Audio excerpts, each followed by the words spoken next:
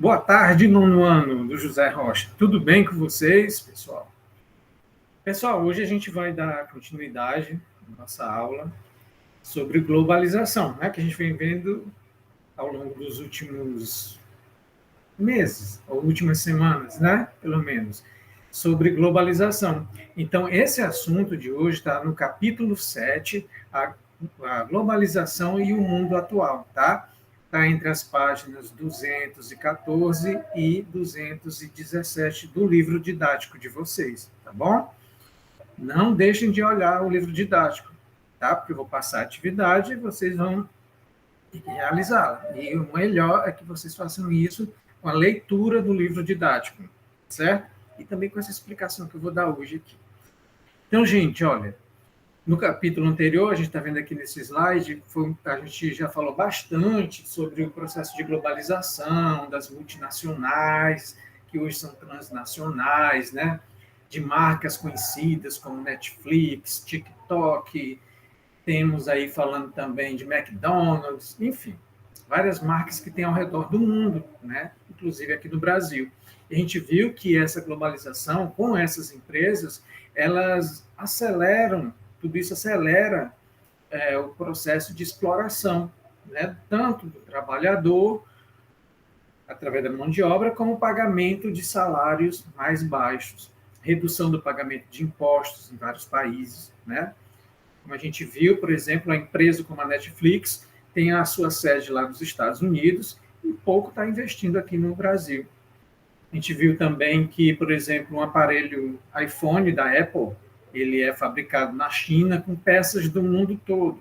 Então, pega uma peça da Coreia do Sul, outra do Japão, outra que é fabricada lá nos Estados Unidos, um material que vem lá da Bolívia, tá certo? Então, por isso que elas são transnacionais, elas são produzidas em um determinado local, mas não necessariamente tudo, né, dessa produção sai daquele país, né? Então, assim, por exemplo, a Apple, como eu falei, fabricada na China, mas pega peças do mundo todo, certo? E também monta, né, o aparelho celular e exporta para o mundo inteiro, certo? Então, basicamente, era isso que eu queria que vocês tivessem entendido da aula anterior, sobre empresas multinacionais e transnacionais, né, que também representam esse processo de exploração dos países que não são tão desenvolvidos, né? E assim é o que a gente vê, por exemplo, em grandes países como Estados Unidos, países europeus, a própria China, né, explorando os demais países em busca de mercados consumidores.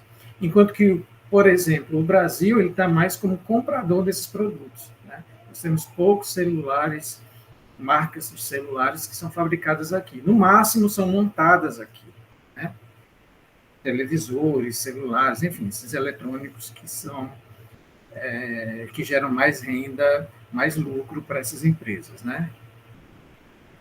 Mas hoje a gente vai ver sobre os fluxos populacionais. Quando a gente fala disso, a gente está falando também de globalização. E o que seriam esses fluxos populacionais, né? A gente vai ver que ao longo da história muitos grupos migraram por motivos sociais, econômicos, políticos, culturais, naturais ou individuais. Então a gente vai estar falando da migração, ou seja, povos que saem do seu local de origem para outro local, para outro país. Por exemplo, saem do Brasil para os Estados Unidos, do Brasil para ir morar na Europa em busca de uma vida melhor, né? E o fenômeno da migração, como é dito aqui, ele não é coisa nova, ele sempre existiu ao longo da história da humanidade, tá? Um outro conceito que eu quero que fique bem fixado aí para vocês é que toda movimentação populacional ela é considerada uma migração e pode ser classificada a partir de seu sentido, duração, motivação. Quanto ao espaço, elas podem ser nacionais ou internas, ou internacionais ou externas. Ou seja, eu posso migrar dentro do mesmo país. Eu posso sair aqui do Ceará e morar em Brasília, em São Paulo, no Rio de Janeiro, né? Então, esse é um movimento nacional. E aí vocês vão ver na setinha aqui, né, falando da migração, que é a movimentação de pessoas ou grupos populacionais no espaço geográfico, né? E os internacionais ou externos, que é a saída de pessoas ou grupos populacionais de seus locais de origem, é a emigração. E imigração é a chegada de pessoas ou grupos populacionais em um país estrangeiro. Então, fixem bem esses três quadros aqui. Migração, movimentação de pessoas ou grupos populacionais no espaço geográfico, aquele mesmo espaço. Emigração é quando as pessoas saem, ou grupos, né, saem de seus lugares de origem. Então, se eu estou saindo aqui do Ceará para outro lugar, eu estou emigrando. Se eu estou indo lá para a Europa, para Portugal, por exemplo, eu estou chegando lá eu sou um imigrante quando eu chego, certo? Deu para entender? Aqui no Ceará, que eu estou saindo, eu sou um emigrante. Quando eu chego lá a Portugal, eu sou um imigrante, certo? Esse é o conceito básico que eu espero que vocês entendam. Se não entenderem, revejam esse vídeo. E aí vai falar um pouquinho do fluxo populacional ontem e hoje, tá?